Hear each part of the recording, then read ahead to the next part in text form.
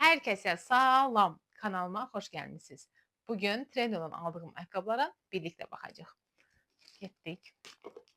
Her biri faizden giyinecek. Uy ne böldü bu açabilirim.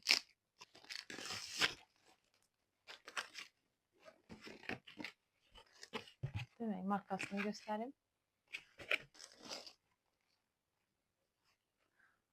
Ayakkabının materialları çok geçerli, derisi. Kenarlar dikişlidir. Modeli de geçerli.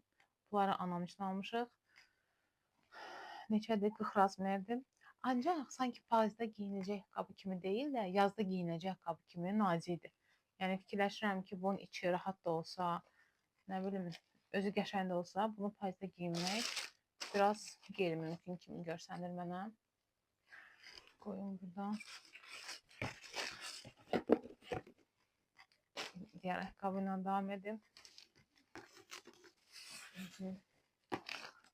Bu onun desəm fikridir, çəkilir, belə bu markadır. Biraz ayaqqabı özü cırıq gəlib, səliqəsiz gəlib.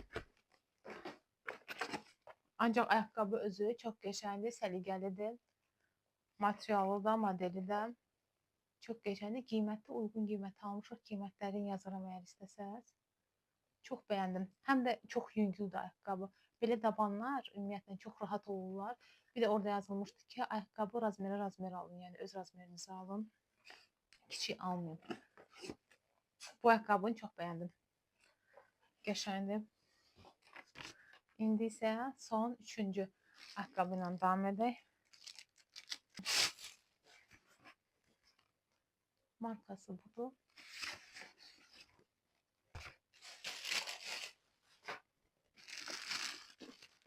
Və ayaqqabı. Bu ayaqqabı modellərini çox bəyənirəm. Ona görə ikisini də sifariş vermişdik. Ancaq dabanlarında fərq var. Bir də belə baxanda hiss edərsiniz ki, səliqələrində, tikişlərində də fərq var. Bu ayaqqabı, sol əlimdə olan ayaqqabı, hündür görsənən ayaqqabı daha səliqəli görsənir. Bu sağ əlimdəki isə daha belə kobud görsənir. Tikişləri biraz elə bir səliqəsiz, material da elə bir ki, o deyil. Bu yumuşaq materialdır, elə bir ki, biraz açılacaq, amma bu elənçi deyil. Bu çox səliqəsiz görsənir və çox bərkdir. Belə sizə də göstərim. Siz hansını bəyəndiniz, onu kommentlərdə yazın. Səhifəmə abunə olun, videolarımı bəyənin, paylaşın, mənə dəstək olun. Sağ olun, sevgilə qalın.